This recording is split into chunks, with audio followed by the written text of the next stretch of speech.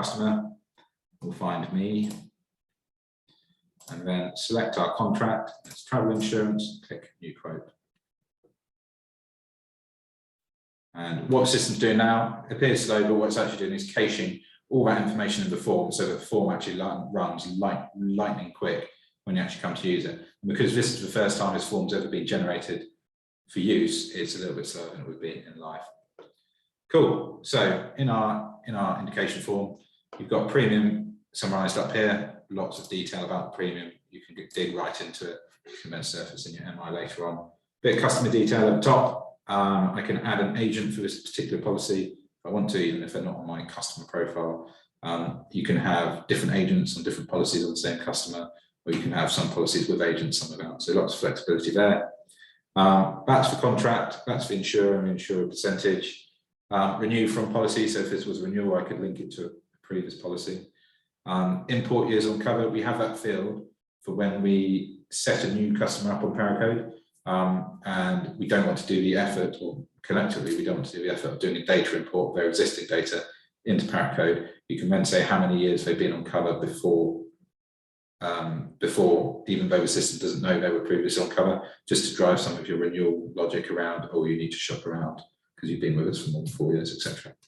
And then we can add an agent if we want to. This bit, pretty straight, self-explanatory, just saying when it starts and when it ends. And tax country, so with tax country, you can select different tax countries to apply. So sometimes you get funny ones, they live in the UK and they're the UK correspondence address, but they're actually based overseas, and so their tax rate is different.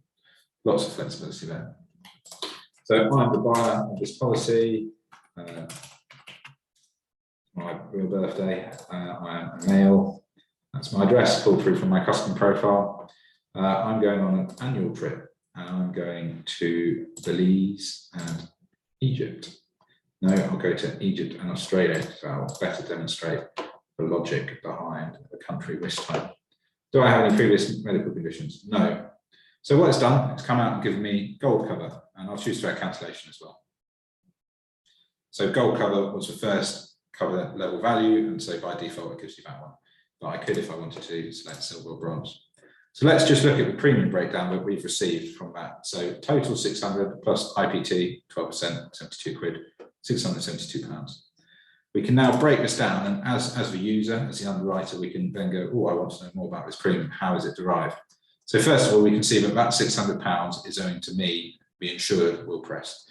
Now, if I'd set this contract up to have more than one insured, you might have Will Prest, Joe Bloggs, John Smith. Each of those would have all their premiums summarised up to that insurable.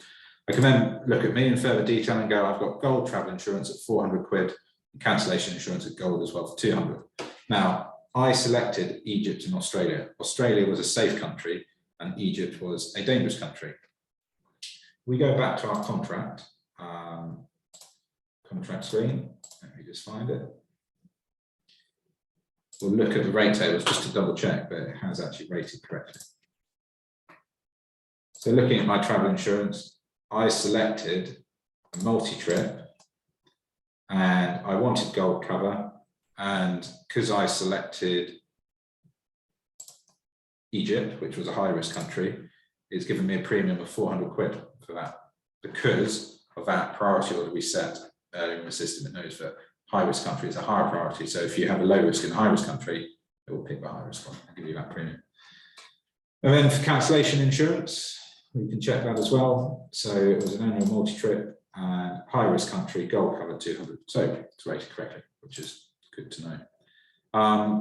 What you can do here as well is you can group different sections of cover into a group and then get an idea of that premium as well. You can put minimum premiums on either at the policy level or at the section of cover level, or combination of the sections of cover, so you get quite a lot of flexibility around that.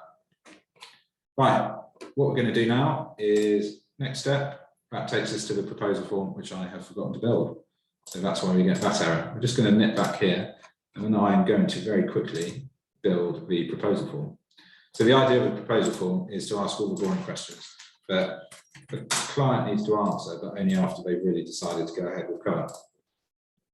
And for the purpose of this one, we're not actually going to ask any further questions, just because it's just a demo, but in practice, I'm sure you would have a load more questions to ask.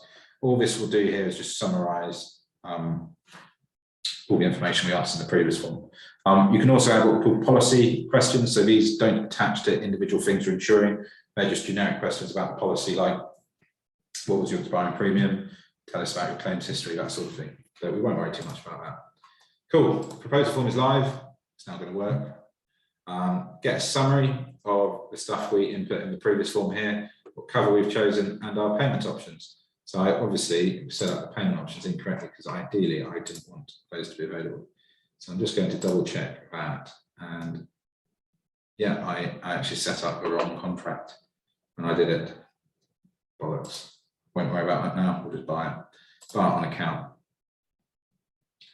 Go to purchase policy, full payment, instead of real X, we'll just do payment on account and buy.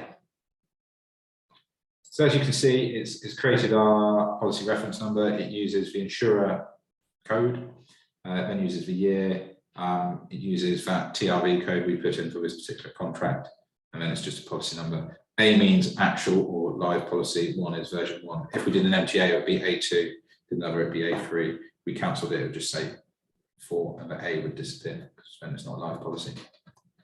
So there we go, generating our documents. So here it is. Fingers crossed, worked first time. Haven't tried it before.